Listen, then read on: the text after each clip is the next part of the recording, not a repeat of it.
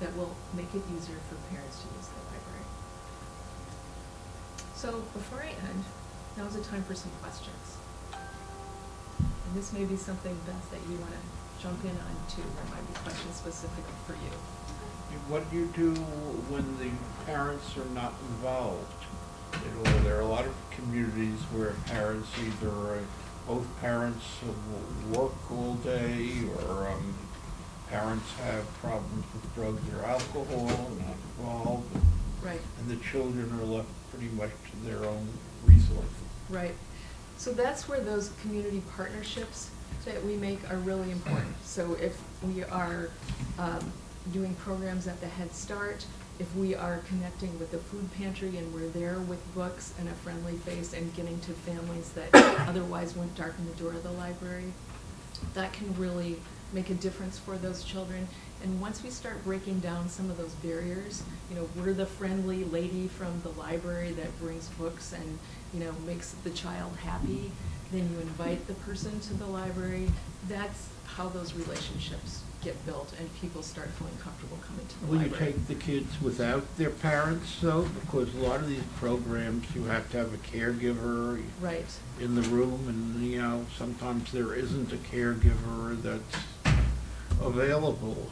Right. If the kids, you know, if the kid can come by himself, but probably is not, not something that a 2 or 3-year-old can do, but an older child. Yes.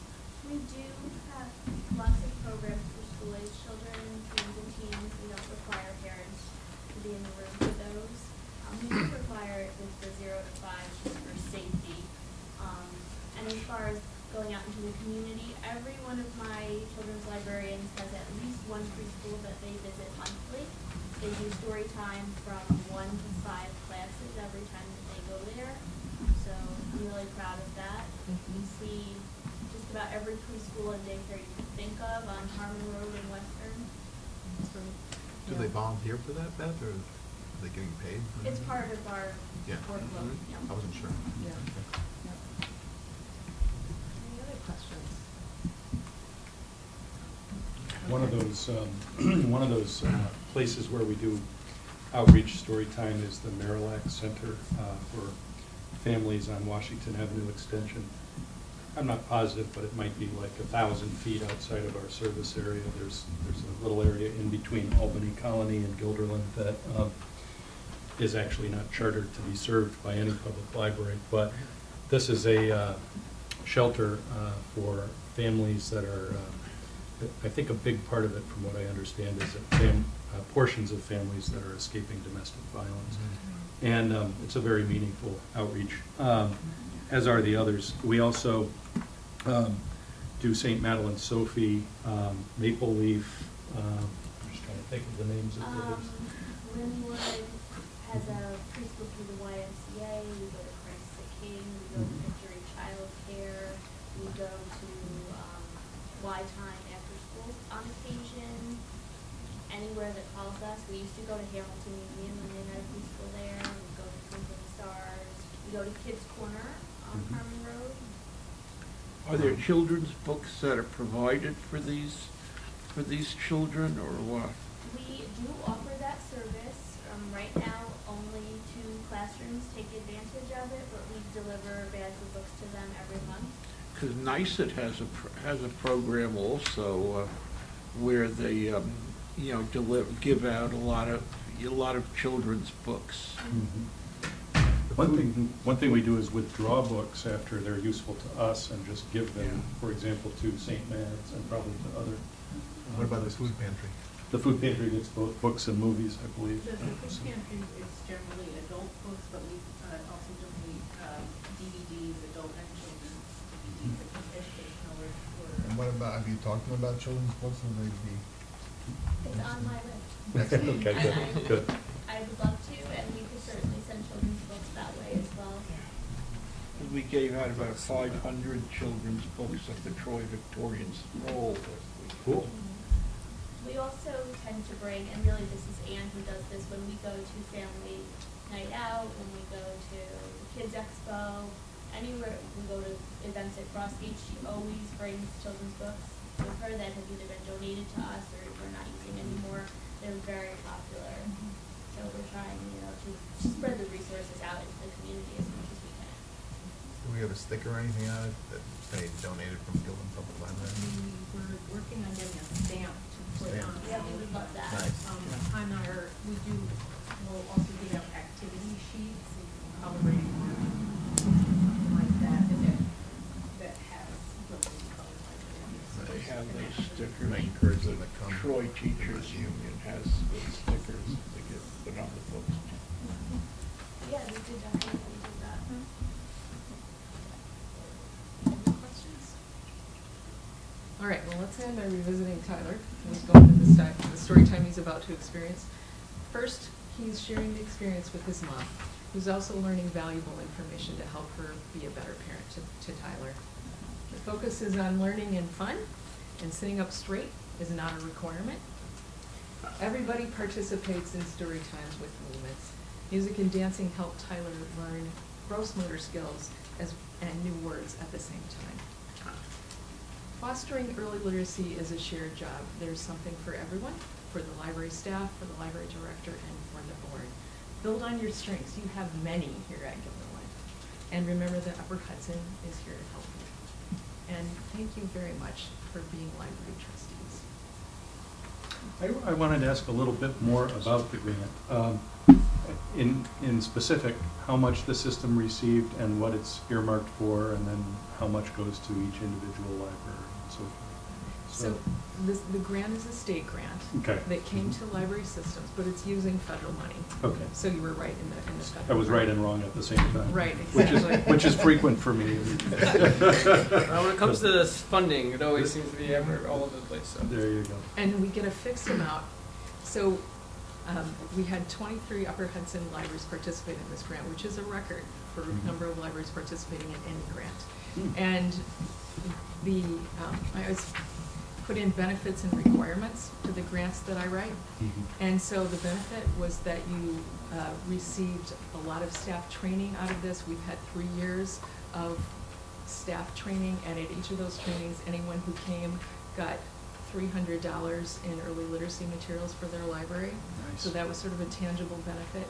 As well, there's a mentorship program that happened after that training, and there will be an evaluation of your policies and sort of your general library in terms of early literacy that comes as part of that grant. We're ending it up this year.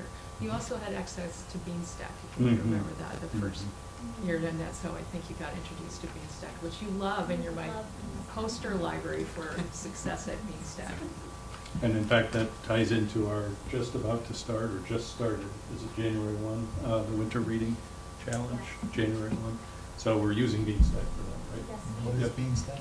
It's the software that allows you to log the books you've read. And last year we did the youth.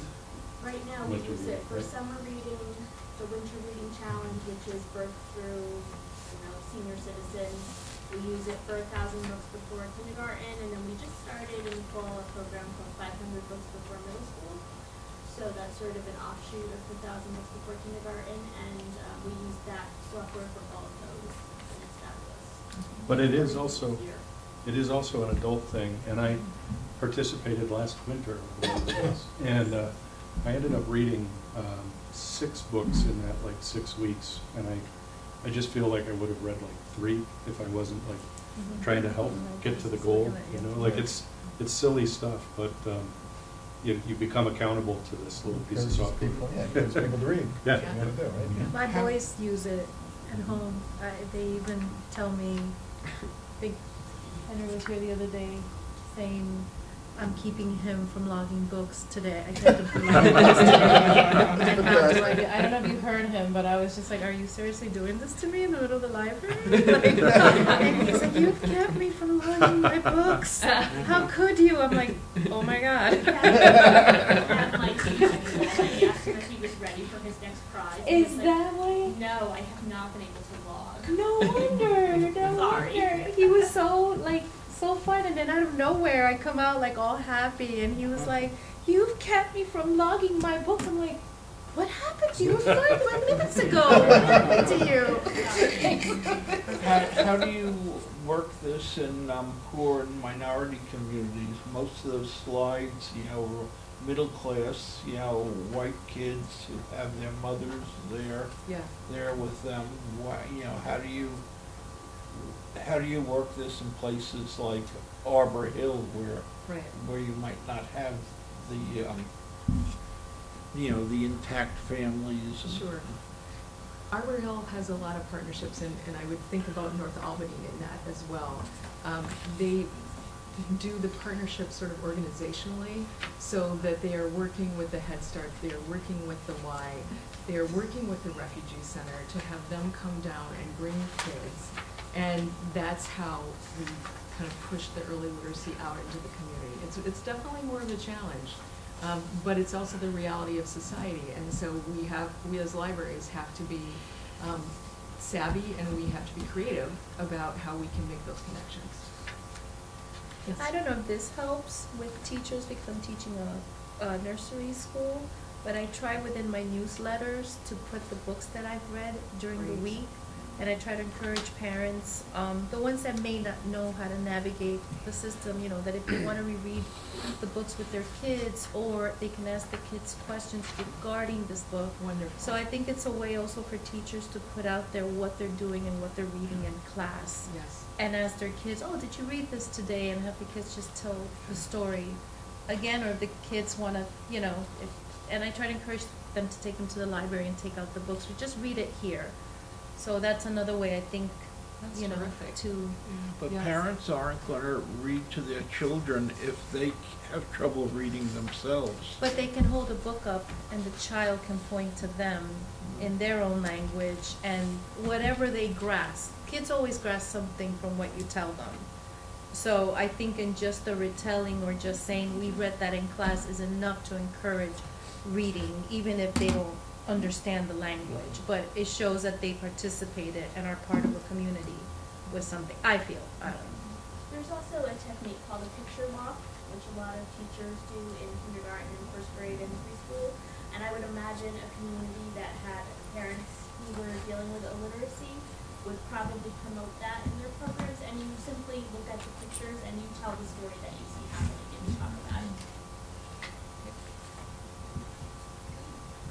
All right. There are literacy efforts for adults that were born here and adults that were not born in an English-speaking society, but that isn't really the focus of your presentation tonight. But, anyway. Reminds me of, you're reading to your 2-year-old, and you're kind of in a hurry that night, so you kind of make up the story, and they say, that's not how it goes. Exactly. Yeah. All right, well, thanks everybody for having me tonight. Thank you. I really Appreciate it. appreciate it. Thank you. And Beth, thank you for coming to. A lot of Hear children that? don't get read to.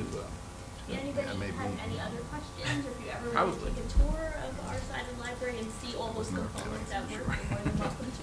Thank you. Maybe we And should then schedule some kind of board tour. Some quick presentation for yourself. I'd like to have a copy of Have a it. good Want to jump night. down there? Sure, sure. I missed what she said. Oh, I said, email it to tour of the, her The center board library. presentation. Presentation, I'd like to have a copy. I tried to get the board to maybe do a tour, but it doesn't seem like there's a, What, you mean tonight? no, at some point in the You future. say we're The library? busy tonight. No, Thank you. I'm like, I know this everybody said We'll now. get out of here at 9:30 or 10. Should we get out? Alright, I'm so, All set? it's like being in the. Thank you. Oh, you saw you missed it. Am I going? You good? I'll move over. Tim I'm sure wants his spot back. No, I'm good.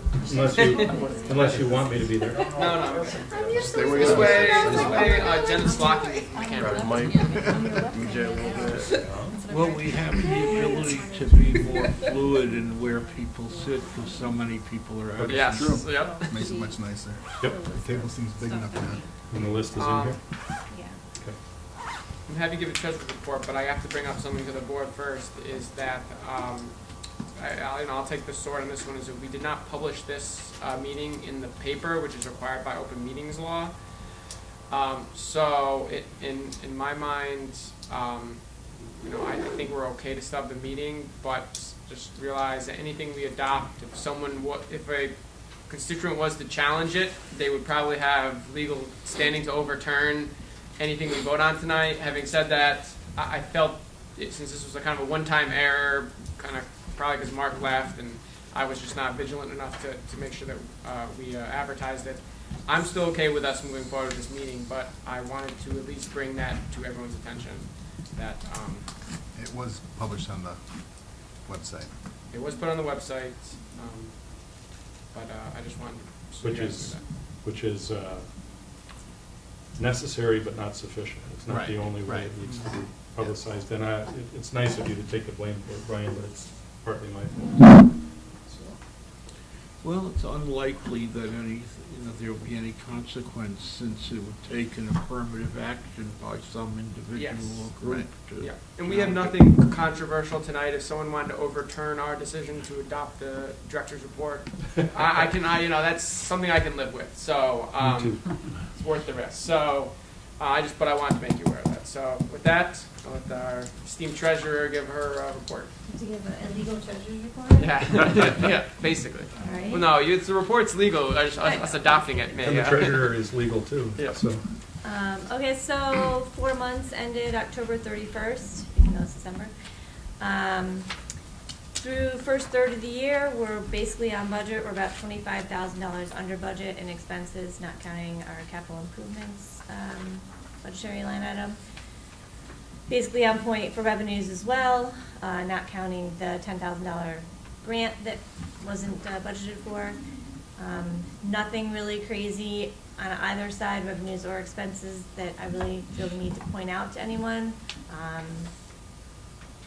That's about it. I mean, there wasn't a lot going on in the first 4 months of the year that should cause any significant concern, let's put it that way. Does anybody have questions on either the income statement or the balance sheet? Confidence gives me confidence. Looks like payroll is just a hair over, Yeah, it's not. de minimis. Oh, yeah, I was gonna say, basically, nothing, one individual category is over or under budget to the extent where it concerns me, other than maybe computer equipment, although we always run under budget in computer equipment during the year, so it's nothing new. And it's not like a concern to be under budget, it's just more like, hey, maybe we should buy some stuff. I believe we did just buy 8 or 10 So- laptops or No, they were just workstations. workstations. So So that'll probably go away for now. So you're not concerned about payroll being a little over? It's very little. It's not enough, I mean, realistically, you're never gonna be perfect, especially when you spread it out amongst an entire year. You never know where your overtime theoretically is gonna fall, that kind of thing. And unless it starts to become an issue where we're seeing monthly overages that build, no, it's not something that I would be It seems like we concerned should about. be under, though. I mean, I have no concept of where we are staffing wise, so Yeah. that I can't answer. I think something we keep an eye on, but. yeah. Do we have any vacancies in staff at this time? just Mark's position, which has been vacant for maybe 3 weeks. Is that even on here? No. Yeah, so. Okay. I'm sorry, we also are posting a part-time clerk right now, but, Okay. Okay, thank you. Thank you both. Okay. And is October Mark's and position November. being posted, or what? it's posted. We have 4 interested parties from the civil service list of 10. We've interviewed all 4. We believe that 3 of them are viable candidates. We've asked 2 of them to do a little demonstration of their work designing flyers, and that's due tomorrow. And Do there's they a- have portfolios, or Yes, what? yes, and they've submitted those, but since those portfolios are full of work that they did for other organizations, we asked the 2 leading candidates to do a flyer for, actually 2 flyers each for us.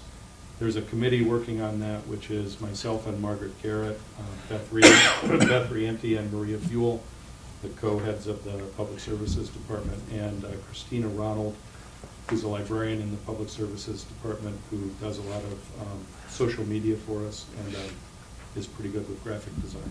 So, worked on our website committee too, so. Okay. Do I have a motion to adopt the treasurer's report, the check registry for both October and November? Okay, the gist of the check register. Yeah, just the check register for November, not the treasurer's report for November. Make a motion to adopt, to approve the treasurer's report for October and the check register for October and November. Second. If I heard. Sorry. We'll get Peter another.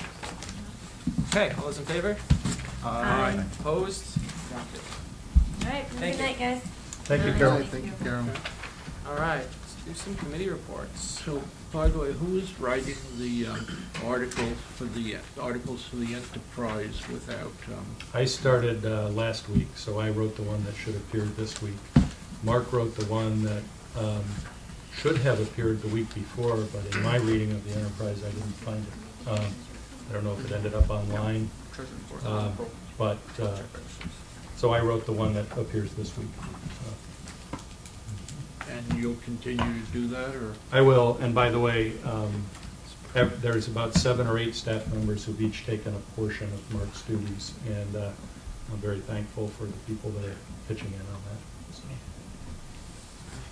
I'm sure it's a big loss, so glad that you're able to spread the duties around. All right, let's do some committee reports. Building and grounds? Nothing. We haven't had a meeting. Do you mind if I update people on the heat pumps project? Of course. Okay. Like it. That'd be the appropriate spot on the agenda, right? Thank you. So, yep. So the heat pumps project is almost complete at this point. We did have a difficult day, I believe, 2 Saturdays ago, when we didn't have any heat in the building. And I came in and Lou was working on it from his home.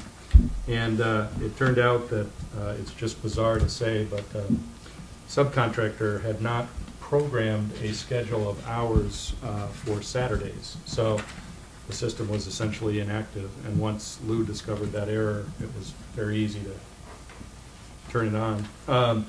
And so subsequently, we got a meeting with TVS, which took place one day this week, I believe, Tuesday, I think. It was, and so we've had the IT, the people who work in IT and admin and maintenance learn how to use the software. So that kind of problem should go away. In terms of the heating and cooling system, it still needs a step to take place, which is called balancing.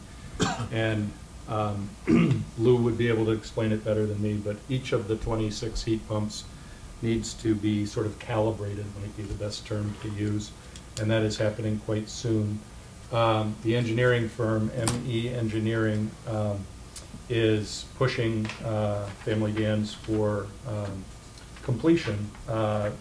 We're about to generate a punch list with the help of the engineering firm, so that'll take place quite soon. And today, the hole on the west side of the building was filled in. So the story there is that we dug that hole in order to install a water service pipe to provide water to the building for an eventual sprinkler system. What nobody knew is that the point in the wall where the water pipe had to go in, there were 2 other pipes going into the wall there that were not on our building's drawings. When our building was completed in 1992, there was a dispute between the library and the firm that built it. And as such, we never received, which I didn't know until this situation, but we never received what are called as-built drawings. So we didn't know these 2 pipes, one of which brings data and the other brings the phone system, if I remember right. But anyway, there are things like that. And we didn't know that they came in at that particular point.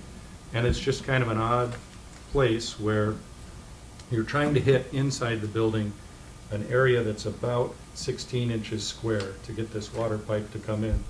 And the only way to hit it, the engineers came up with a way to go under those existing pipes and back up through. But it was going to be a change order that was going to be more expensive. And our engineers thought that this change order would cost somewhere between $2,000 and $4,000, and we got an estimate for $13,000. So we said, you know, let's review this estimate. We had the engineers review the estimate, and the engineers came up with a number of ways that the contractors, in this case subcontractors, could save money, but the subcontractors did not agree with the engineers and said, it's 13,000, you know, or we're not gonna do it. So then the main contractor, Family Dan's, went out to find different subcontractors, and the different subcontractors came up with a solution which was $500 less, so it was $12,500.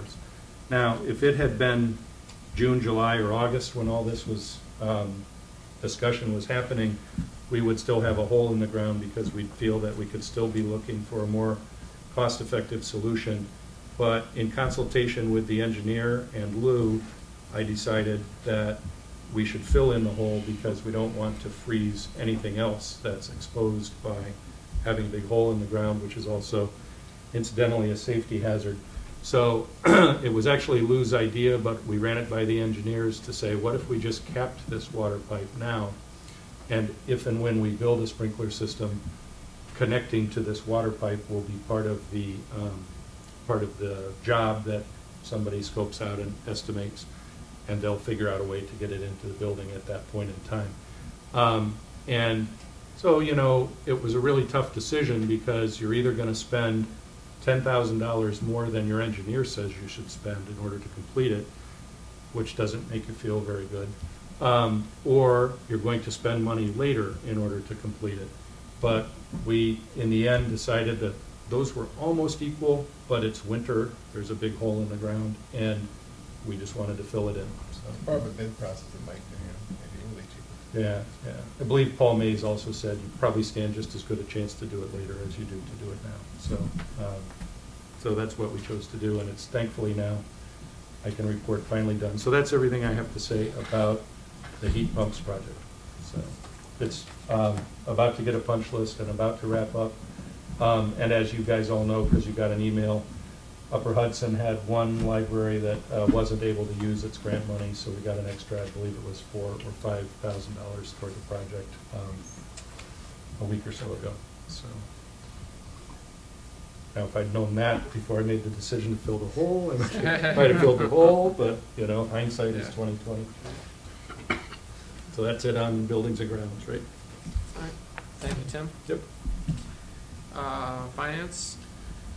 So finance, we got a schedule together for preparing the budget, which Margaret never said it was okay, but I assume it is. I emailed her and asked her, but she never sent me an email back. I'm thinking it's okay, but I'll double check with her tomorrow. I was going to do 6 p.m. meetings. Is that okay with you two? 6 p.m.? I made the meetings so that Barbara can attend the first 3 because she leaves town early February. So they're basically January 16th, January 30th, and February 6th. Hopefully in those 3 meetings we can knock out the budget. The other issue is whether we have a special board meeting in February to approve the budget. And I think it looks like because of changes, time changes, and because of the change of the March meeting, we'd have to do that. Either that or move up the March meeting a couple weeks. Does everyone think we're moving up the March meeting, or do we want to have a separate meeting? I mean, it sounds like it's going to be relatively quick, just the budget, right? Yeah, just the budget wouldn't be that long at all. We'd probably just do the budget and the check register. Yeah. We don't have a meeting in February, so. When would it be in February? I was thinking that February 28th. I'll be out of town. Maybe we just need a quorum. Barbara won't be here either. So that'd be a separate meeting, or we move it up to like. Or we can move it up to like the first Thursday in March, which I think would be. I'm actually probably the okay 7th. with having 2 meetings, especially if one of them's short. But I'm Yeah. also, you know, as from this meeting you can tell, I don't mind combining meetings. So I don't know, is any board members okay? The other thing is I suggest that we do the budget approval in February, because then we can do the March, at that March meeting, we could then have the public hearing on the budget prior to giving it to the school district. Like we always say, it's better to have input before it's too late to do anything about it. Yeah. So that would give us the opportunity to have All right, input before then we let's do anything do about it. that tentatively, but maybe me and you sit down with Yeah. the calendar and Yeah. just make sure. Does anyone have any objections to that? All right, so that's simply our tentative schedule. The only point I make is Yeah. that when you do something in the first week of any month, you make it almost impossible to get financial reports for that Most month. definitely. So, Yeah, yeah. I think but, we know that. you know, if you're comfortable with 2 financial reports in the following month, then that's fine. you know. As far as the audit committee, the only thing I have to report is that we are going from a not-for-profit to a governmental system this year. Okay. In this budget, because our auditor felt that was the best practice. We have a new auditor? Yeah, Marvin and Company. Yeah, right, that's what I Yes. thought, okay. And the committee agreed that was the best thing to do. Okay. So that's what we're doing. Exciting times with this audit stuff. I don't know, how long before that's, It's Do you know? very close to the Very end, close. they're just reviewing the OPEB calculation and the schedule, so, And did they have to apply, I assume did they have to apply for additional time to They filed an extension. extension, yes. One thing, this just popped into my head, I would like to remind us, is we've had a bad record in the past of not always fixing the audit recommendations. So I just want to make sure that we kind of have that on our radar, especially on the audit committees, to make sure when, you know, they have recommendations, that we actually try to fix them and follow up. So I know last time we've had problems in the past with that, so, but. I'm sure Carol's on top of this year.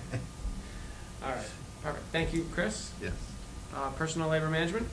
Oh, we're going to have a labor management meeting on December 11th with both of the units of CSCA. I think we're still waiting for, agenda items. We actually got that today. We got that today, okay. Standing. Yep. Okay, so that we will have some idea of, what CSCA wants to talk about, and then hopefully we'll be able to schedule the next one, so we will be having regular labor management meetings, something that hasn't been done in the past. As for the rest of the report of the Personnel and Labor Management Committee, I'd like to discuss that under executive session. All right. Sounds good. Has the committee met regarding the management salaries? Yes, Yeah, the okay. committee met this Last week night. on that list. Yeah, about 24 hours ago. Excellent. Okay. Great, well, thank you very much. Policy, I know Karen's not here, can you? Sure, I can speak to that. So the policy committee met and recommended mostly minor changes to 10 policies, and they're in your packets. My understanding is that really we could move things along because I can discuss them one by one if you want, but we really can't do anything until the next board meeting because they need to be with the board members for one board meeting cycle. So I think it would be more expedient if you just read them at your leisure, unless you have questions now, and then bring the questions to the next meeting, you know? Sounds like a good idea. Yeah, let everyone read through the policies. Next meeting, we'll go through them, so in case, for some reason you don't actually read them, we'll have a chance to go through them then, but if you do have a chance to go through them, now would be the time, so. How about we just make an effort to go through them, period? What's that? I would just say, everybody read them. Yeah, I would say that, but, certainly can't make I think anyone it's- read. Yeah, it's incumbent upon us, though, Yes. to approve them, to go Agreed. through them, I think. It's not that they're unimportant, but they're small changes Right. generally, so. And we have quite a few people who aren't here, so I don't know Yeah, if they've all gotten their. who's on the policy? Who's on the their policy? kits yet. Karen chairs it. Are the changes pointed out Caitlin, here? Yes, they myself, are. Mike. All right, so most of the policy committee is even here, And so, all Barry. right. And Barry knows. So then it's even more reason to wait and discuss it next time. Okay. Okay. It probably won't take much to go through them then, for us to go through them. The changes are obvious, right? Right. Yeah. 9, 10 minutes, you can go through all. I'm sure. All right, UHLS, sir? Okay, the Upper Hudson Board of Trustees met on November the 14th, and some of these things that were discussed were the monies that were going to the libraries, and it was of late, though, the Bethlehem Library decided not to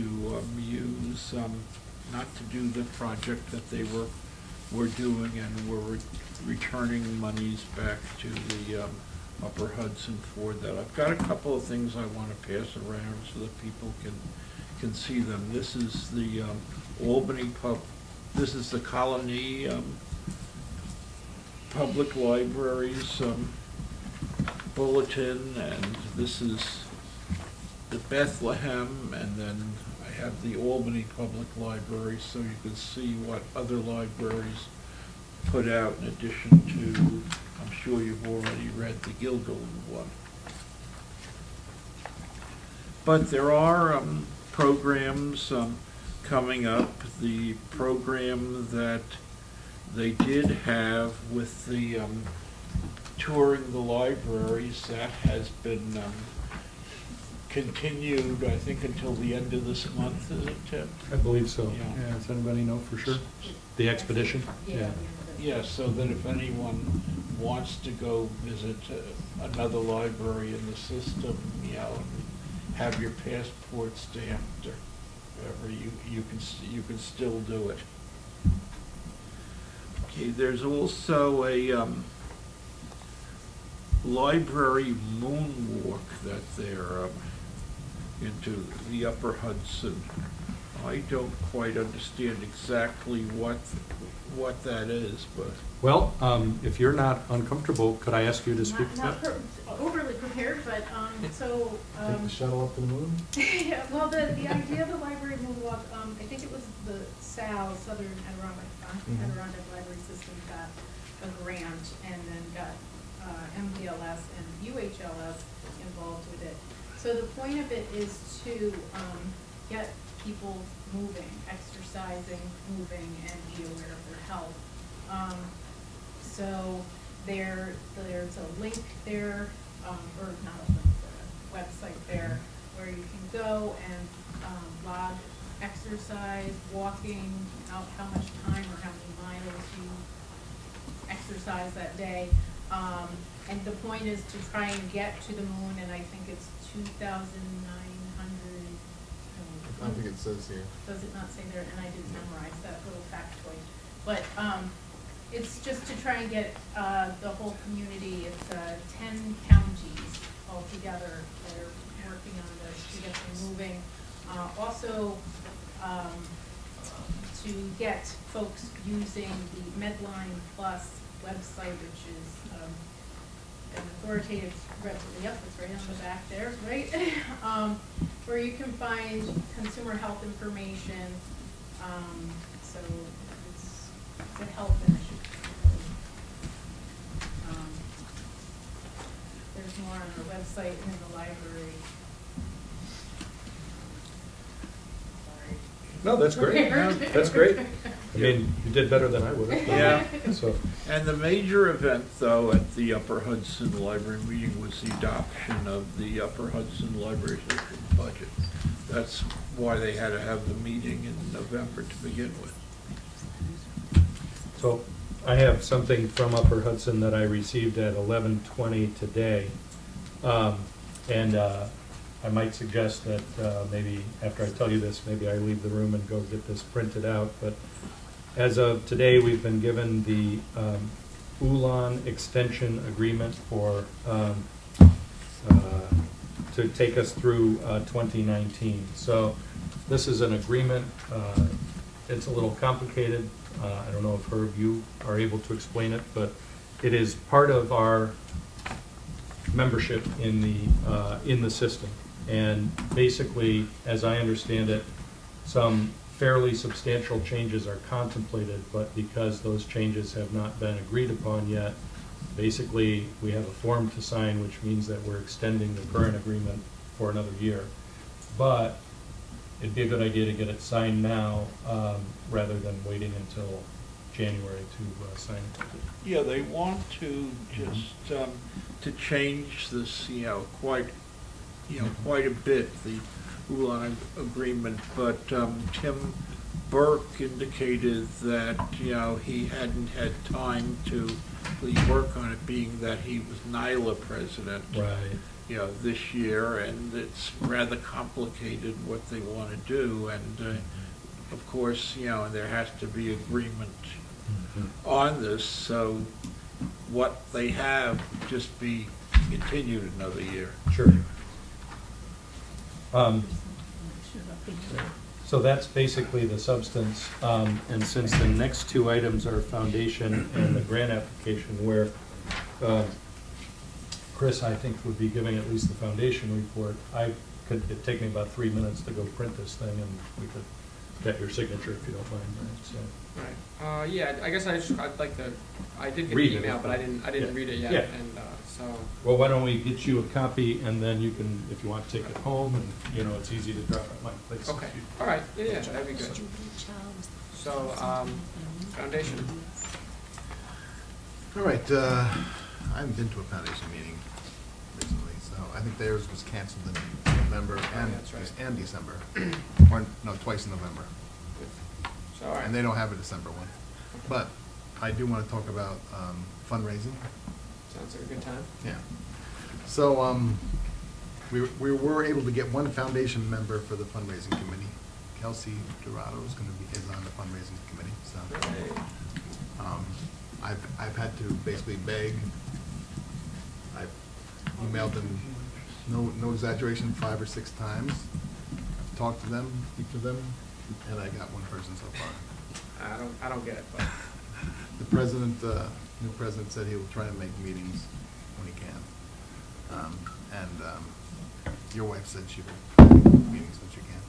So, I've been giving her a hard time about it. yeah, so They're back in the box. I do have one person, which makes me feel a lot more comfortable since we're doing things on behalf of the foundation. Yeah.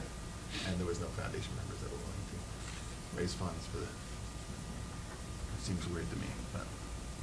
Tim, are you going to mention that Jane Bonavita just lost her husband? Yes. Okay. You just mentioned it. Which Okay. I didn't know until like yesterday or something, but. Yeah, I went to the service, it was nice. Yeah, I went to the funeral. Yeah.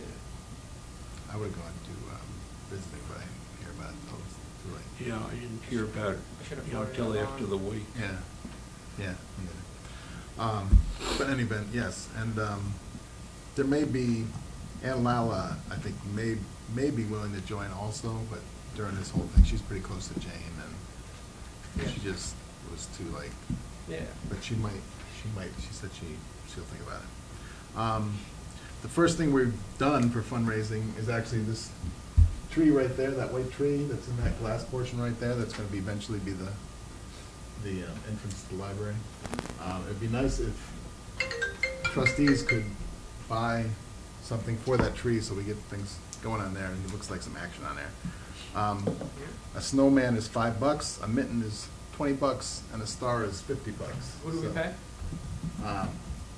I would think you could give it to You give it to me if you have money Jenna. tonight. Perfect. Yeah, if you have money tonight, give it to Jenna. Not And circulation dice. we have 1 star from myself. That's it so I'll far. buy something. Start the beginning. So yeah, it'd be great if everybody could give something, just so there's things up Yeah. there. And I think once there's things up there, people say, what is that, but if you just see a little tree there, it's like, What if, it'd be pretty you know, easy like to when you're go. at the casino, if anybody goes to the casino, and somebody wins, they announce it. What if you announce it throughout the day once in a while, like people who donated for the day? The Oh, people for who are the day? sitting here might say, oh, you know what? Oh, I like that. You know what I mean? I think it's a good Run idea. that by Tim. Yeah, I'll run that by Tim. I mean, I don't know, how many announcements do you guys normally do a day, like one? Hardly any, right? Well, Yeah. closing. Yeah. Closings everywhere we need It's gonna get everybody's attention when it happens, I'm telling you Alright, right but now. you Everybody's do gonna- occasionally What do is stuff that? that it would be And that disruptive. Jason Wright just donated $25. I can see it. No, that's not a Someone bad idea. donates, I like it. Yeah, now Chris Jazz Aldrich things up a bit. donated. Yeah. I'd like to have my name said, I'll come in every day and donate some money. Roughly, Chris Aldrich must have a lot of money, let's go rob his house. Now they'll say, what is this donating a star? Yeah, What's yeah, that? yeah. What is that? I like it, yeah. And I mean, don't do it all the time, but if you do it like sporadically, Yeah, yeah. I like it. Uh, Other things we're doing, by the way, if you want to Okay. know some of the things. Of course. We're gonna look into Tim's crazy idea, which is, it's a good idea. I don't know. But it may not go off, may not happen. If we can get someone to donate a car, we can do a car raffle. What? Yeah. Yeah. A car raffle? That's what I said. great. We could do, people could buy tickets for $50 each and have a chance to win a car. Do you, if you go to a dealership, we might have somebody in this area who owns a couple of them, but if we go to them and say, could we put a car out in the parking lot, We were thinking about the mall. or in the mall, that's like, yeah, they do that at Christmas time for, I don't know what organization it is that does it. If we did it for the mall, we would have to get people to volunteer to. Right. There are organizations like the Knights of Columbus. Yeah. I'd almost be more inclined to do it here. Yeah. Because you're right, there's already stuff, like, the There's mall one always at the seems to end, be like yeah, one or two, yeah, you know, that has yeah. them, so, whereas here, like, it's gonna be so out of place, people are like, oh, what's this? Right. It could be in both places. Yeah. I mean, The cool thing about cars, they can move one to the other. Exactly. Can you convince Mr. Leah to donate a car? Well, we Well, will, you don't, I Well, don't I'm think not you gonna could We- probably even set it up where you don't we have will to be asking.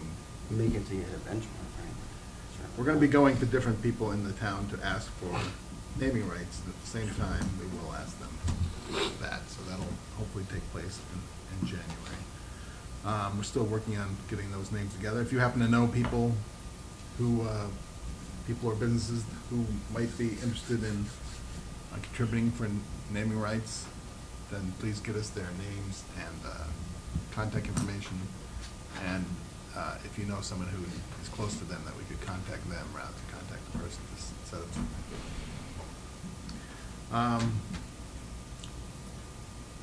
That's probably all we need to talk about this. Well, thank you for your work there. As they say, a thankless job. So, we appreciate it. I think Tim was gonna do the grant phase one, so let's just go right to the timing of the renovation vote. So, Barbara, the last thing I heard from Barbara was that the school district is gonna have their new bond vote on the, same day as ours. The May Yeah, yeah. school budget. Is the last I heard from Barbara is that the school district is going to be having their vote on, their bond vote at the same time as the school board vote, library board vote. Is that accurate? I don't know if they are 100% certain, but the last I heard from Marie, they intended, they thought that was what was going to happen. So like, very likely. Yeah. So, I mean, it's certainly, you know, in my mind, I think it's worth at least discussing if we still want to hold ours on that day. You know, certainly my first instinct is I really want to, because when we wanted to have our vote on the same day as theirs, they did not want that. So now they're, I think it's more of my spite talking, so I want to make sure that I, think rationally about this. I mean, I think timing-wise, we're ready to go. Yeah. And putting it off is just gonna make it cost more, and all the numbers are off, then, and like our momentum's off, I think we'd have to wait a year. There would be more school and library advocates probably voting on that day than on some day we pick out of the hat later on that won't be as well publicized. I also think if we go the same day as the school district, it will give us the opportunity to emphasize the potential cooperation, which by that point would be actual cooperation on the construction management firm, which saves taxpayers money by using one firm to oversee both projects, is more accurate than both parts of the project. So that's a positive. And I also just think that one of the reasons that the school district was criticized for having the election in October was people who believed, rightly or wrongly, that it was an attempt to reduce voter turnout. And I personally will do whatever you tell me, but I don't want to be associated with that idea, whether it's true or not. Yeah, I mean, I think we all agree. I think that's one of the main reasons why we put it on the date of the school and library budget vote. So, agreed. So, all right. So it doesn't sound like there's any real opposition or any interest in doing it. Jake? How you thinking? Wheels are moving. Listen, I feel like someone has to be devil's advocate in this room right now That's and good, say yes. that True. we are going to be asking people, it's not our fault, but yeah, now it's two props now. And, to someone who may not be invested in the school or the library, now it's like, it's two things now, instead of just the one. So, obviously, there's nothing we can do on our end, but it's something we need to at least think about. Yeah. Makes ours look a lot smaller. You know what? That is a good way of thinking about it. Well, did they go back to the drawing board? Have you heard anything? That's a quick turnaround. I haven't heard anything conclusive. It's just that it seems like everybody that I've talked to, which is mostly people, citizens, that I run into in the library and stuff, just assumes that the district will be lowering the price of the total project. I know the superintendent said after the election loss, we'll go back and reassess our priorities and try to figure out what are the most necessary parts of this. So I assume they're doing that, but I honestly, might hear more from her on that issue in the newspaper, do hear more about it in the newspaper than I do at home. So I don't know. I mean, it certainly would make ours look smaller, but, that I think there's a belief that maybe, all these bond votes are gonna bring out a lot of negative. I don't know, I've been involved in elections for a long time, and I know that you can't always predict people's, rationale. So that's another reason why I just think, let's just do it, and let the chips fall where they may. We've done our best. Yeah. Yep. If it went down, a year later, we can just do it again. We'll rechange it, we'll go back over it, just like the school district did, and we'll figure out if we can do anything different, maybe raise more money or whatever. So, Herb, any thoughts? we're not anywhere different than we would be if we waited a year. No, I agree that that the best date would be the date of the school and library vote. Okay. Mary? To get the most people out. Yeah. I feel like by this point, we really have tried to communicate with everyone what's going on. And we've been out there for the past year having a lot of meetings and letting people know what's going on. And whether it's now or 6 months from now, the people that will want to find something wrong with it will find it. But the people that have the information hopefully will weigh it and do what's best, I guess, for the community. My optimism is there. We'll get a lot of school parents out. I think so too. Out that day who, would be, have a tendency to vote yes on things anyway. I feel like if you wait maybe a little bit longer, whichever amount of time you take, people will be like, oh, are you guys still working on that? Or, so I think putting it now is front and center. I think it's resonating among the community. So like you said, let the chips fall where they may. There's a belief in economics that you want to group all your negative kind of at the same time, as opposed to spreading it out. So this is kind of like that. And it'll give us a good indication where people stand. If it passes, then great. If it doesn't, it lets us know what else we can do differently, if we can do something differently. So we're sticking to it. Perfect. Thank you, guys. We're going to go back to the grant application phase 1. It's really both of you guys. So it's your show. I got to go to the bathroom. So. Did we discuss it at all? No, No. we have not Okay. discussed it. Basically, you want to start it? Sure. You start it. So basically, when we designed the entire renovation project, one of the goals was always to make sure that we could maximize the amount of money we could get from the state's annual construction grant program. So, There's a handout for this. yes, so the idea. There's Exhibit C on the top.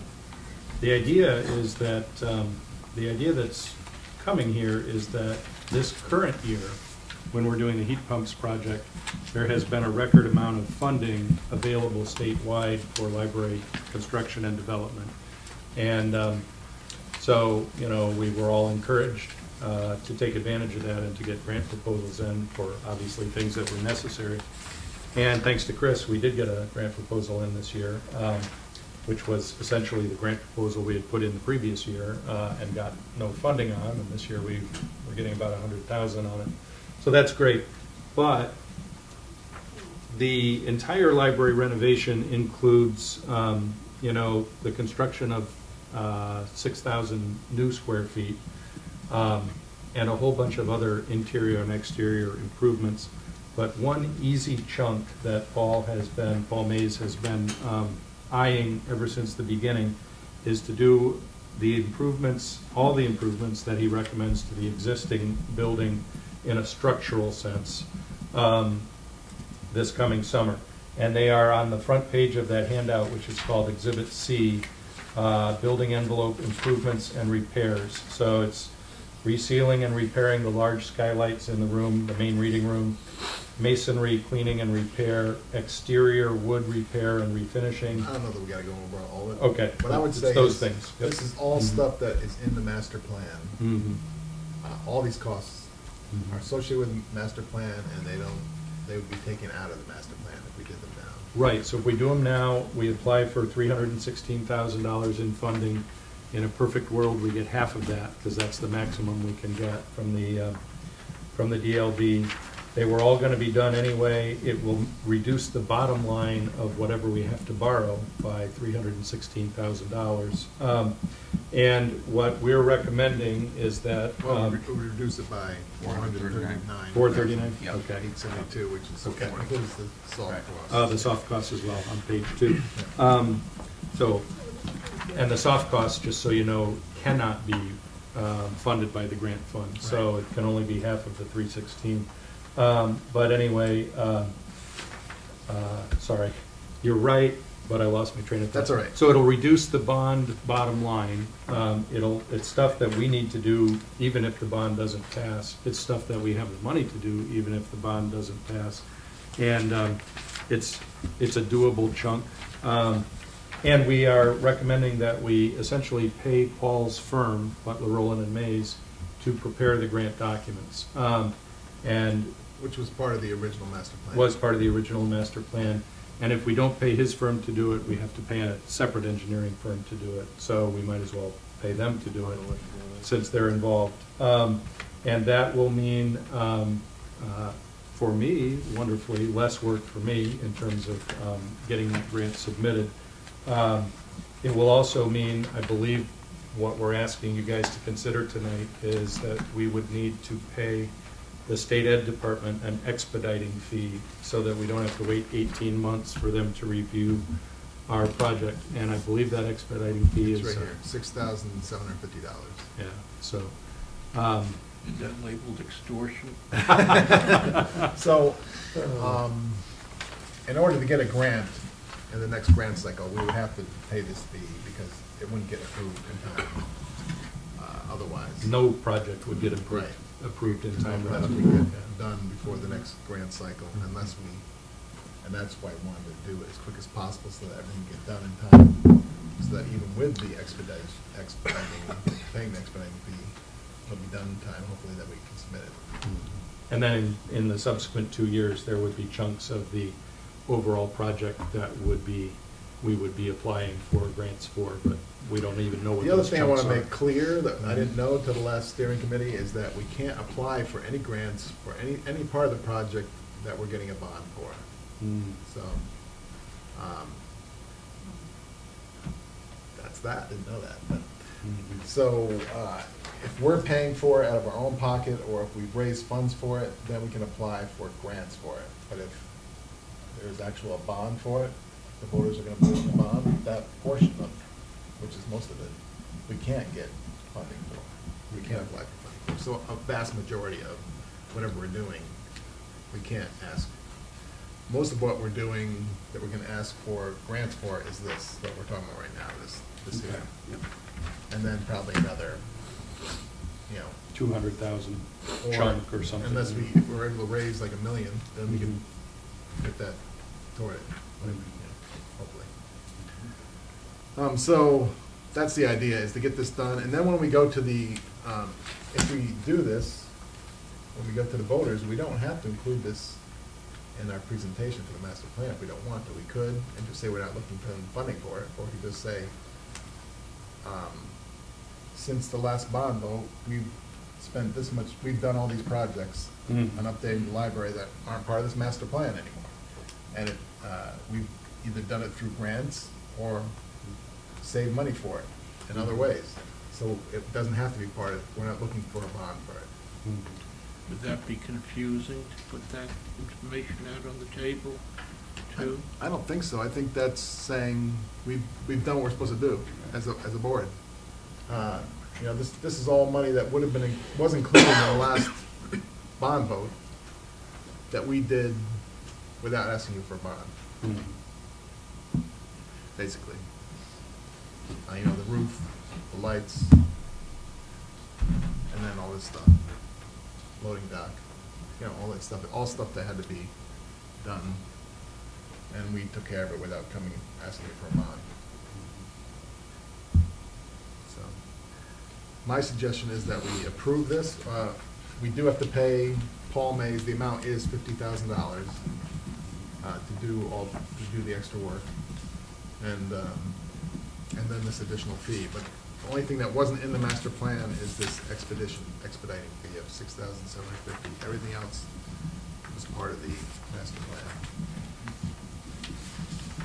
So in a sense, everything else has been approved by board resolution. Yes. But now what we're seeking a further resolution which bites off this chunk and says, let's do this chunk now, with an additional cost to Paul Mays and an additional cost as an expediting fee. It's not an additional cost to Paul Mays. Okay, it was It's previously part of the- going to go to someone else. So it yeah. would, Yeah. or to Paul Mays. Or to Paul Mays, yeah.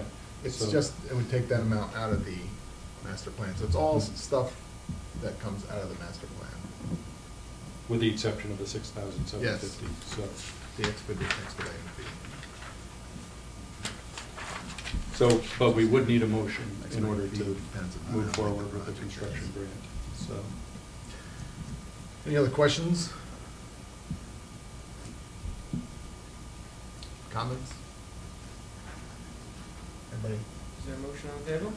I'll make a motion that we move forward with this plan to do this work and seek a grant from Upper Hudson. And also do the expediting as part of that. You got whatever you said was? Yeah, I'll figure it out. I just, All right, chicken scratch. And I'll second it. second by Peter. All those in favor? Aye. Opposed? All right, adopted. Incidentally, I'm gonna read this, this is Paul May's contract. Okay. I'm gonna read it closer this week, hopefully, to make sure there's nothing we wanna talk to him about, but. Okay. I just, many of you in the room know this, but when we went to see Senator Amador about the construction project, first thing he said is, I know your architect. And I've been looking at his work in Kingston and in Highland, and I think highly of your architect, and you've picked the right guy. And I was pretty thrilled and surprised, but, you know, Senator Amador has won Nyla's award as a champion of libraries, and he appears to take him pretty seriously. So the fact that he would go and look at these other, but they're in his district, but Yeah. he's looking at these other libraries knowing that we have a meeting coming up, so that was cool. He does like building stuff, so.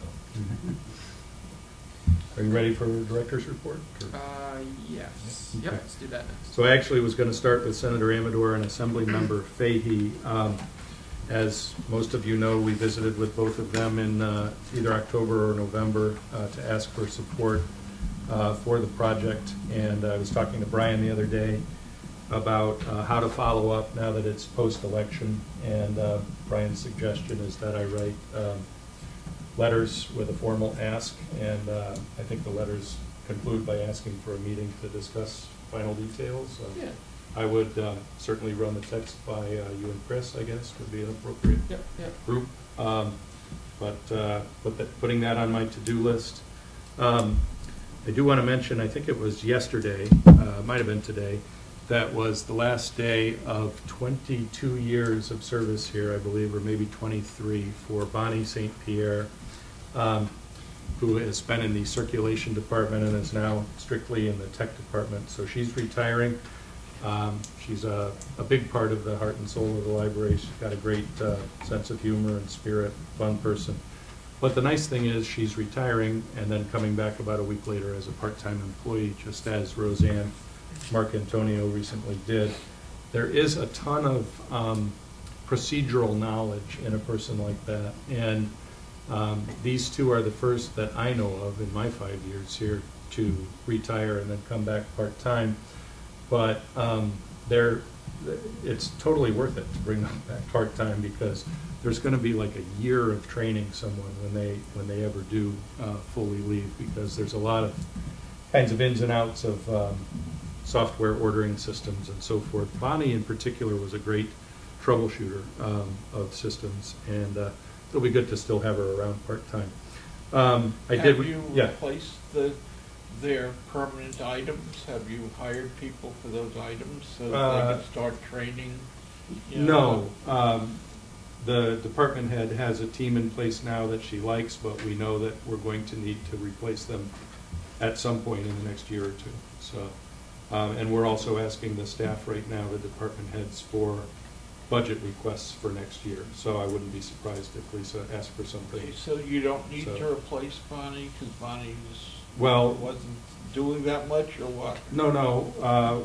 Other people, we split that department, the Circ and Tech department, and some people have gone full-time into the tech department, and the department head tells me right now she's got enough people to take care of business.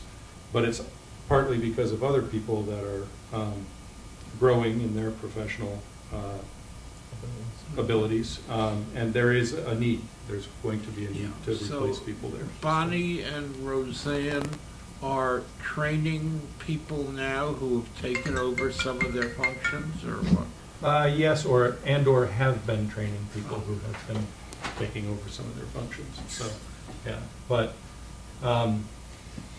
and we've also done some things that have streamlined that operation. We order a lot of the books packaged, I guess would be the term. So they already have the covers on them and the barcodes on them, things that we used to do here, but it made sense to spend a little money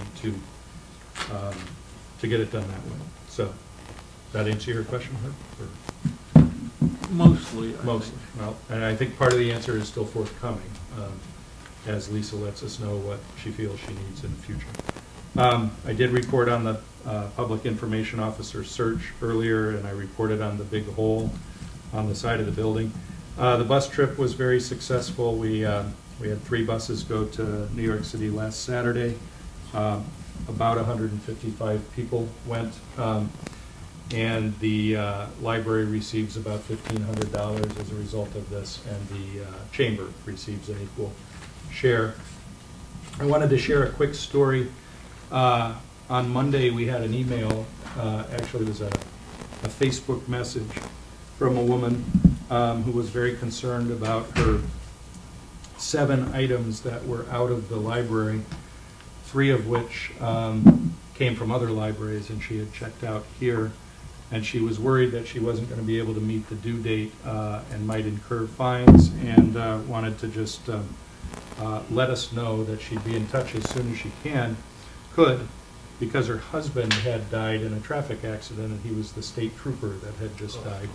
And so I shared that with the staff at morning briefing, that if my spouse dies, I'm not going to be worried about my library books. But that's just the quality of person that sometimes we get to deal with, that, to reach out to us at a time like that. So, of course, we reached back out to her and let her know that she wouldn't have to worry about any fines. I also wanted to mention, again, the Better Angels program that librarian Amy McCarthy ran over the last 2 or 3 months. This is an effort to get people, self-described red people and blue people, to meet and learn to understand one another and be civil to one another. It is not an effort to change anybody's mind, but just to sort of build community in a very divisive world. So there have now been 3 different events here at the library, and there's a 4th planned for the Albany Public Library by this local chapter of a national group. And there's also been 3 articles about Better Angels and our library in the Times-Union as a result. So very successful events. Amy reported that these people who might have been going into the day, the full-day workshop, pretty suspicious of one another and so forth, left the day hugging and laughing, and community was rebuilt. And so I really think she deserves a commendation for having done that. Also, I mentioned last month, and we'll mention again, our great new program, the Cookbook Club, which also was the subject of a front page of its section article in the Times-Union. So there's that. We heard from Upper Hudson Library System today that Advocacy Day will be February 27th, and it'll be interesting for all of us because of the dynamic of the Senate now being under Democratic control instead of Republican control. So just wanted to give you that date. And I think that's everything I had on my list. Yeah. So, you know, this report is about October because it was originally written for the November meeting, but I thought I'd update you on a few other things that have been going on since then. So. The one thing we also have to remember is that the discretionary money that we've been getting from Senator Amador, because he was in the majority party, won't be available anymore. Correct. Mm-hmm. Yep. We are aware, and that's one reason we need to get that letter out quickly. And, Yeah. so, and look for a meeting. So. And it sounds like you guys are separately asking for a meeting, correct? Yeah, we so. gotta do that because there's a chance Doug won't be there in a month, so. Mm-hmm. Okay. Are we gonna hopefully meet next week? Yes.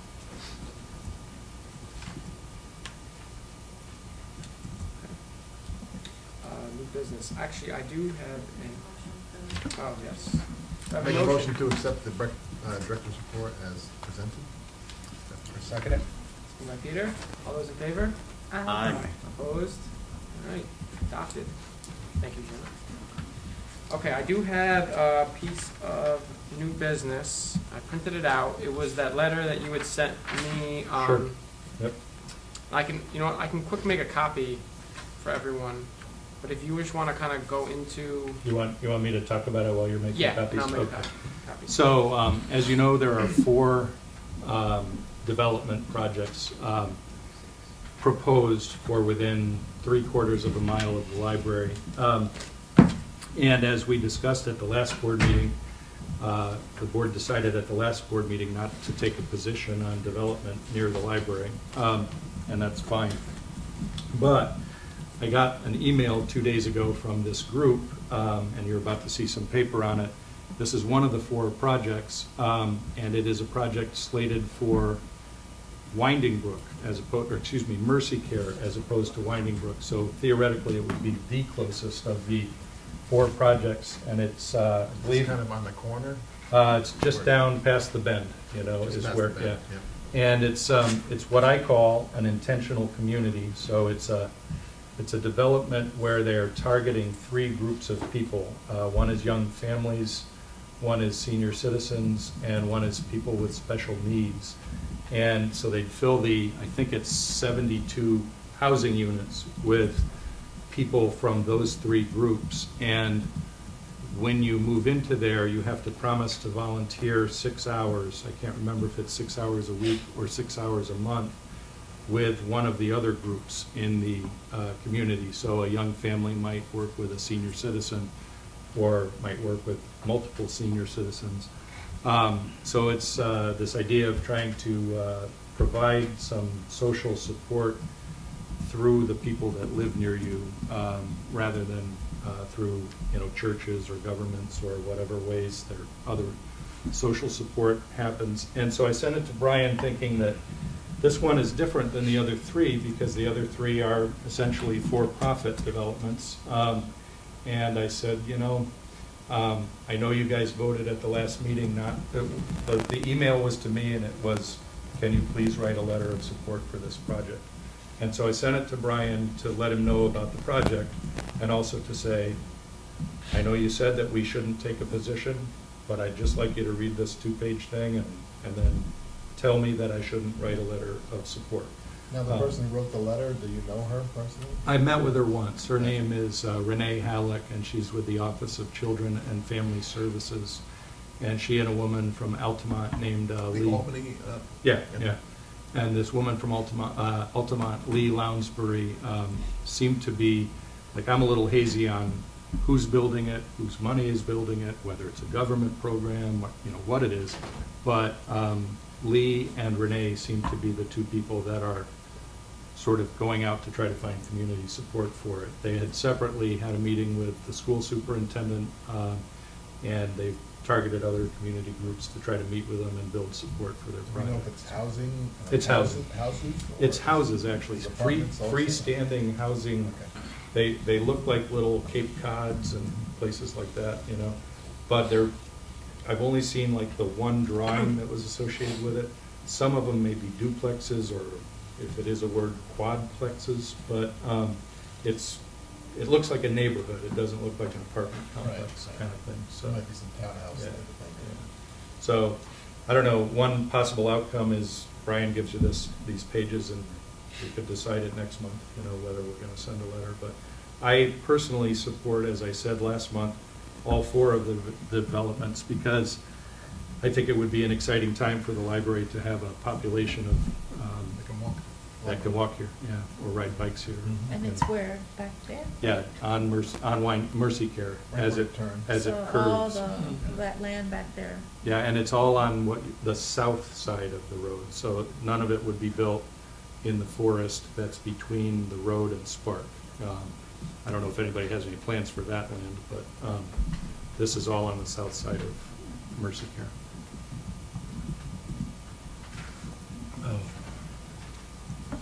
Okay, take one, not too long. So, I don't know if there was any discussion yet, but, No discussion.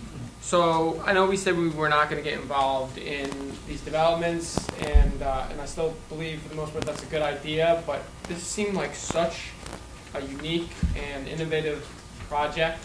There's probably, looks like. You know, if it was up to me, I would say for Tim to, I think I have the draft letter at the back there, but, you know, write a letter in support of this. You know, I think in the most part, I kind of don't want any more of this apartment expansion, at least at this level in Gilliland, but this one is such a unique opportunity. These aren't apartments.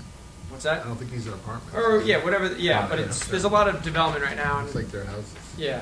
This is ringing a bell. I feel like I saw something on TV recently, a documentary, but it wasn't here. It was like in a different country. But they were talked about doing it. this. Yeah, we kind of had, thing. I had some kind of meeting with someone who was talking about this before, so this is not, it's a really new creative idea. So, This one is based on a project in Massachusetts that did have a PBS special about it, and that community is called the Tree House. I don't know if that rings a bell. Maybe it's it something. does, is- but maybe you. And I think it talked about had positive. Yeah. It was very positive from what I saw. Mhm. So, you know, this would be the only one that I would, of these developmental projects that are coming through, that I would think about supporting, but And these 2 agencies, in the first sentence, you can see who's sponsoring it. To my mind, are well-known, well-established local agencies that I think have pretty good track records, at least in the 7 years that I've been paying attention, so. Oh, so they're adopting children. Oh, It okay. looks like a majority of them are gonna be for seniors. 6 will be for, people with special needs, and then, 6 will be for people adopting foster kids. I think Yeah. it's great. One thing I suggested while you were out of the room is that maybe people read it and you know, I don't know that we need, maybe we do, but I don't think we would need a board resolution. If you guys wanted me to write a letter, you could just all email me after you read this. I wanna buy a house. If, Good. if there's any serious negative to writing a letter, I will check with you. Otherwise, All right, till then, yeah, I'll have to forward your email to the full board. yeah, you're gonna do that? Yeah, I'll do Okay. that, and then say, if, does anyone have any, objection to this on first thought, or I feel very strongly in favor of this? I would have to recuse myself from the discussion because I'm going to probably have to vote on this in the planning board. Okay. Well, sorry to put you in the weird The position. only thing I wonder is who's in charge of this whole thing? Is it this organization? Are they? Well, they probably Where's have a the private fund? developer. Yeah, I wonder what the funding and stuff was. Yeah, the first two words, the applicant. Who is the applicant, so. BCREI, New York Private Developer. The funding's coming. Project funding. Yeah.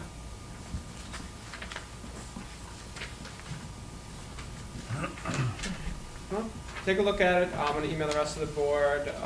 But you're right, we probably don't need a resolution, but you feel strongly against it, let us know. But I feel very strongly for it. So I have another new business.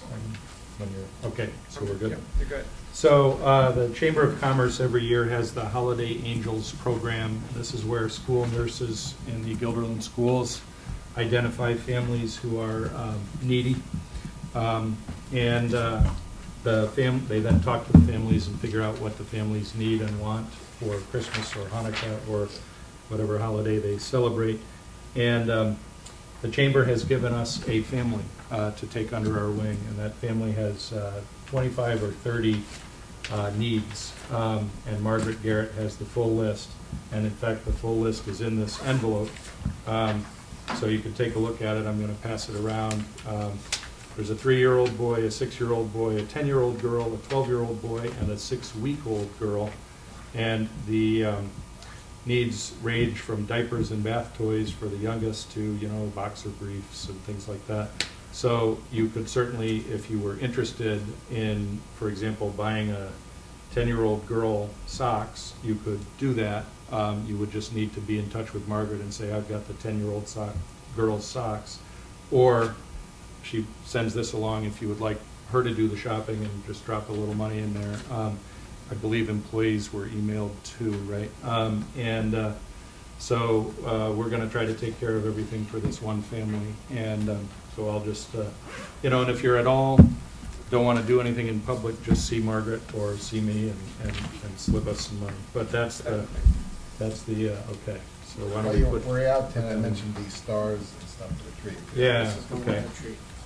That's For that true. tree. Okay. Okay. So we're also did you mention that during the foundation report or no? Yeah, I did it while you Okay. were out. Okay. Good. So I said just give the money to Jen. okay. President Best is good. No, just put Brian.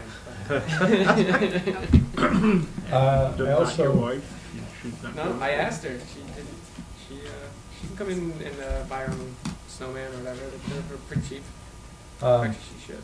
I have another item. Yes, of course. So, and I'm sorry, I was at a workshop for 2 days, including today, and then Ben got sick at like 1:30 in the afternoon, so I didn't Well, have a any. couple days for you. Yeah, I didn't have any chance to talk to you It's not a before the problem. meeting. But, so there's an idea that I talked to you guys about 2 meetings ago that I want to bring back up, but I want to bring it back up in context with another idea. So Jenna had an idea now, and I think it's a great idea. So she spends a lot of time getting ready for a board meeting, and we create a lot of paper getting ready for a board meeting. And the idea is basically that the library would buy each of you, or would buy for each of you, a tablet or laptop computer, and would deliver to you all your documents on that device. By the way, Mhm. we were just talking to Kelsey about it, right? She Uh, has one. yeah, Kelsey She said had- it was like was- $150. for Yeah, that it laptop. isn't terrifically expensive. You guys have board development funds in the budget that we usually never spend. But if we were to do that, there'd need to be a commitment, really, that you're going to use the devices, because it would be a waste of money to buy the devices and not use them. So that's one idea.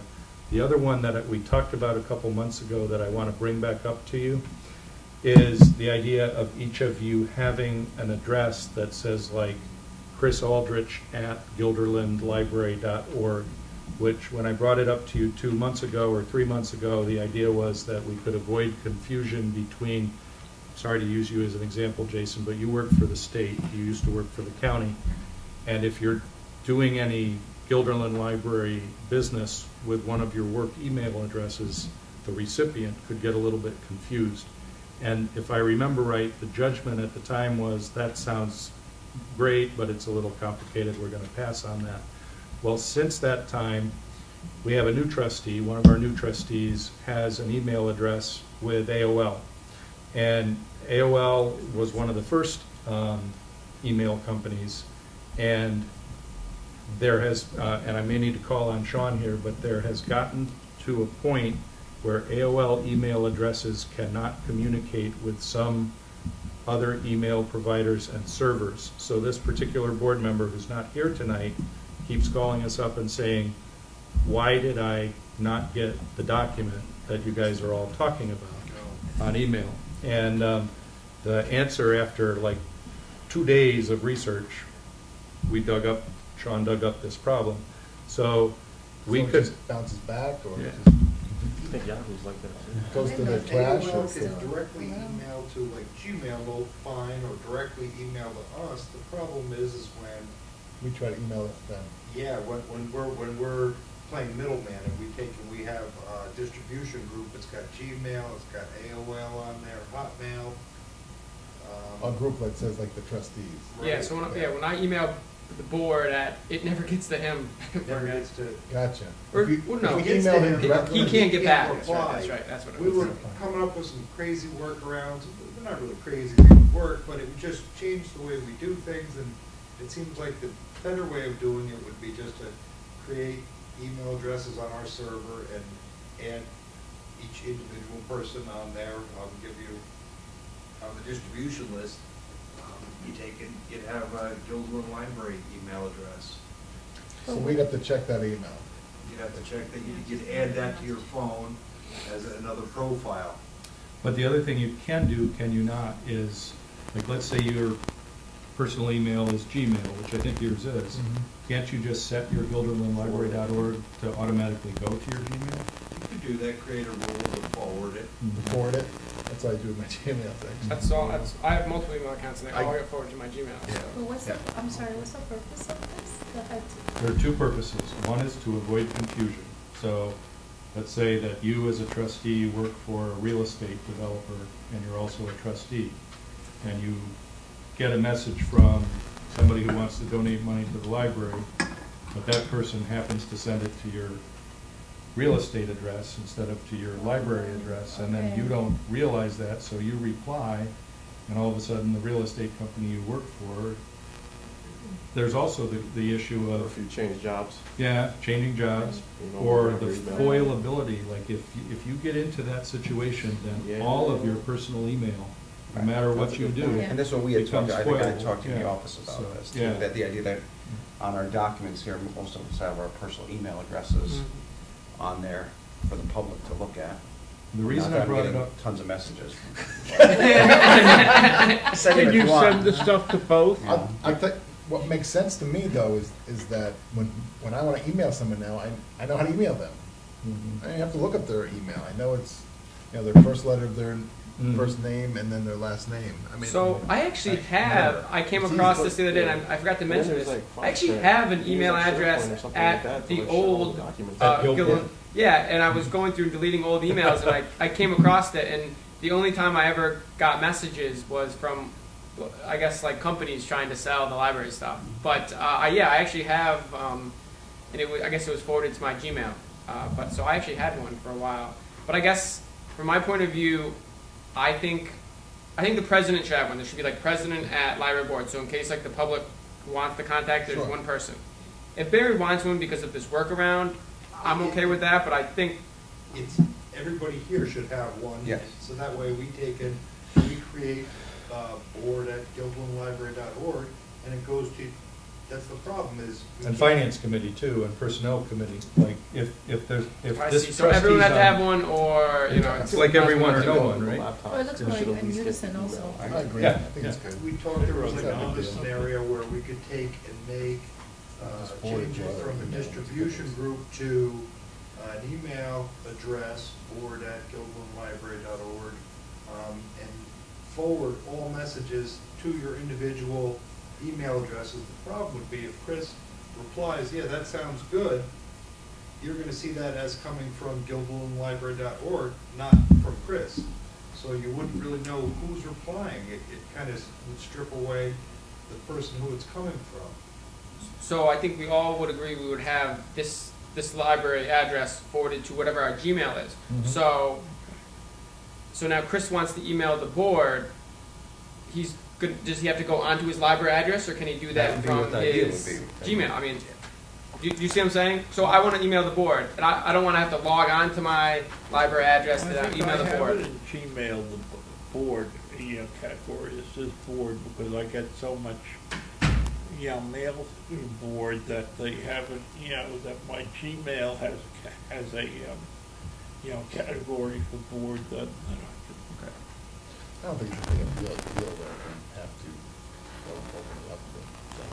The reason I brought it up in the first place was just because I ran across it in a document prepared by NYLA full of best practices for boards, and they just said it's just a good idea. And the reason they said it was a good idea was to avoid confusion with the public, so that, they don't think they're getting an email from the New York State Department of Corrections or whatever, Right. so. And Jenna, how would this help with the board packets? That's a separate That was issue. my That's idea. Okay, I really got, that's why I was like so That's lost. like But they're the related. laptops, instead of getting packets, everything's just. Will anyone So with we a would New read York from the State laptops? address So instead isn't of having all this, supposed you to would just use look on the it screen for of anything but New your York laptop. State business anyway? Correct. And, the governor is getting very strict on that, Yeah. so. Makes sense. So it wouldn't, so Yeah, it's you, probably- if you have a New That's York a good State idea. address, you wouldn't be sending library stuff from that address anyway. You just add another profile to whatever device you have. You shouldn't, but I'm sure in the last week I've gotten an email from one of your personal accounts, if not more than one, or your work accounts, so it's not uncommon. And if the governor wants us to do It's it, not, so Yeah, I think it not makes sense. supposed to be done. do we need to vote on these Although I emails? did it when I was. I don't No, think let's so. just do it. So, but for me, I don't want to have to log in to my, because I'm on as president, I am constantly emailing library stuff. So could I just do everything through my Gmail? No. The idea So I have the to idea is log to on. get away from that. Yeah. You're opening yourself up to And I don't your want to account, do your it. personal I have account to two- be. Like, you use Outlook? No, Gmail. I just use Gmail. Gmail. Well, this is the thing. You take and you download the Outlook client, and that's what we use here, Exchange server. So then you put in bestb@gilbolinlibrary.org, and then you'll just take and you click on the Outlook icon. You'll see when you get an email. Yeah, I have Outlook. The only time you would ever get an email, it would probably be really easy for you because you don't already have it. You'd see, oh, I got an email, must be library related. It wouldn't be intermingling with your Gmail. But you don't need to have the icon on your phone, right? You could take and Okay. add I think through the, most phones, they have an email app. You could just Yeah. add a profile Yeah. on there. Because I took all that off my phone because it was driving me crazy. The ding, ding, ding, like, and it's just. You I can don't shut have off a cell phone, notifications so. and But things you like can't that. add a profile he can't add a profile in his Gmail that would be getting these? No. It would be through Office. Well, the native email client on your phone, or you could download the Outlook application. Could I You have? can just add, see like on there? I don't want to bog this down. You just I'll add talk on to you whatever on the the side. account is. That's a good idea. Yeah, Yeah, I don't use And- it. and- I'm sure. Might work different I for take the different snail people, it might things. be able to help you figure out how to, make it work best for you. It just stopped in the IT department. All right. Yeah. Then I'll do that with. We'll keep everyone else here. So the other idea, though, is to buy 11, portable devices, probably all the same, so Chromebooks or laptops or whatever, and to only give you paper if you insist on being a paper person, like sometimes some people would prefer to read things in paper than in print, but instead of, you wouldn't have to come in and pick up a packet, you'd receive it, would they receive it by email or just by putting it on a drive? I You do know? the Dropbox, I The don't know. Dropbox. Can you guys access when I send you that link? Or? I can. I couldn't Dropbox before, is but owned maybe by now I Gmail, can. so I can Try just- that. The other thing is too, because we had a very similar conversation. I could on back this, in if we get this week. July Yeah, or yeah, August, so whatever I it was. can just upload the In link. that, and when I talked to you, the other thing I suggested was also that during meetings, I thought whatever we're looking at and discussing, Mhm. like this screen right here, we should have it up so that people who are sitting here or people who are at home have the ability to actually see the document that we're talking about. Mhm. I just think it'd be useful. Yeah. I like that too, yeah. And we could do that. Right. So what we could do on that issue, the email issue arguably is simple because there's no expenditure associated with it. But we could have Jenna, Sean, and myself come up with a plan for what the devices would be, what they would cost, and what they could do, and present it to you guys to. It's a good idea. See. Can I make one suggestion? 'Cause when Sure. I was working at the county, they were doing this exact thing for the county legislators, and Okay. it got implemented. So Okay. they have they have their tablets, and Mhm. you know almost the same exact stuff. They have their board meetings, they needed all their documents, and all of it gets sent to them. Mhm. I left before that kind of all worked out, but certainly. So if I talk to Mark Grimm, he Mark, can tell me I all was that? gonna suggest. Well, he may not know that much about it, but Okay. you know, he certainly would know something. He would know the Mhm. benefits and the negatives, and could certainly point you in the direction of someone maybe who knows. And they did in Okay. the assembly as well, right? That was, that's Yeah. what they were doing. He pushed These it are on the stocks of paper. and- paper. Right, Yeah. right. Yeah. I guess my boss does it. I mean, they don't it's just like before. They don't actually read the stuff. But, The benefit of Chromebooks versus a Yeah. tablet is a bigger screen. I mean, you're gonna have nice, And a keyboard, right? and a keyboard, yeah. Yeah. So you can take notes and. Yeah. I'll go along with what people decide, but I'm in the minority here, no pun intended, where I tend not to, I'm a very tactile person. I mean, I read stuff. I'm not a dinosaur. I read stuff on my phone. I read stuff on my laptop. But I tend to remember more information if I flip the page in my head than if I have to look for it. You could, in that's a- what Tim's in a- saying, though. I If that prefer was your paper preference, also. Yeah. you could always, you know. Like, I don't wanna say yes and have you spend all this money and then you don't ever see Nareen with a Chromebook. You or- could use our print from anywhere service. What? And have a printout waiting for you. We would only charge you 20 cents I don't wanna a make page. your job difficult So- though, Jenna. I mean, you could send it to my house, I can print it out, I can print it here, I'm just, for my preference, I'm like really glad I didn't go to school when I had to use a laptop because I don't retain information. Well, if you Hence, my had, husband you try to asking me why I retain. have 1,000 Post-its on my computer, and it's because I remember things So as I you have write them. Yeah, I prefer paper also. No, just present it. I would try to give it a shot, and you might find that Taking the paper too. after we You can have always this go system back. for a while, you guys may end up converting at some point. But if you So. happen to- The other thing is if we bought 11 Access it and, devices like, and go back 2 or and 3 look at it. people didn't like that system, we could easily find other uses for those devices Okay. in the library. So, What would we bring these home? I would prefer to just leave them at the library, I think. You bring them home.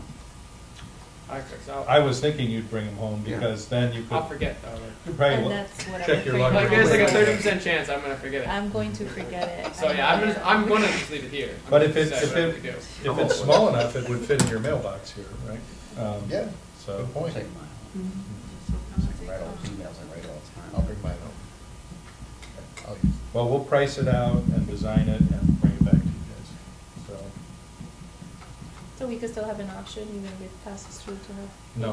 What other purposes are you thinking about with these things? Beyond like just the email thing. Can we doodle? Can we get, just doodle? can we watch YouTube? I mean, I know you're gonna be able to blast us emails and send us like the materials, but like, is there anything else that you're Wasn't my idea. The email part wasn't my idea, Mhm. just for the board meetings, for the documents. It would be was nice, my and you idea. certainly would save Are a they- ton of paper. Yes, and that's. Yes, because now I have to redo the policies, now that we didn't make a motion on them, there's 10 policies. But I we have to never, redo them. we never What? could. Well, You guys probably won't remember to bring them next meeting, so I have to make copies. Well, at least for everyone here, you have to. And I go through so much paper, it's not even funny. Yeah. So if there's a Should we mistake, just I give have them to back to you? reprint. No, we have to read them. No, you have to read that. Just take a picture with your phone and read it as you There you go. scroll at home. Low tech. Yeah, all right, yeah, I like both ideas, let's Good do point. it, And I'll also, work I with think Sean putting it about. up on the Yes. screen. I That's a good like idea. that. You're gonna harden On the them. screen, that is a good idea. You're gonna harden them, encrypt them and everything like that. They're not, I mean, there's not gonna be like any, like information on them that's gonna be, I think Yeah. Word, what we have right here, we Okay. got handed out, I think that's. it's all public information. Yeah, whatever is on, what I send you guys, the Dropbox link, Right to the website. what we have in front of us now is on the Dropbox, site, except for a few of the policies that didn't download. When you say Dropbox, you mean the computer thing at Dropbox? Or? See the box? I mean, no one reads my emails and accesses to Dropbox, so I Barbara's guess here. I'm wasting my time there too. No, Barbara's here, no, she no, wanna be able to use eventually. these to attend meetings off-site. Yeah, it's true, yeah, we'll never see Barbara again if you get the. Use the little camera. Barbara's gonna be good. I guess Show them a nice shirt in there. I guess They can see that. I did have one other thing in my director's report that I forgot to mention to you guys, and it is that presumably you all saw the publicity of 2 days ago that Albany is going completely fine-free starting January 1. And then related to that, if I'm able to go to the Directors Association meeting tomorrow, which I'll be able to go to if Ben miraculously gets better, one of the subjects of discussion is something called the My Card, which is a youth library card that the Albany Public Library has been issuing to kids for about 3 years, I think. And the idea is that kids, I think where it originally came from is that there are kids throughout the Albany Library service area who wanted to use the library after school and so forth, but couldn't get any parent to sign anything for them.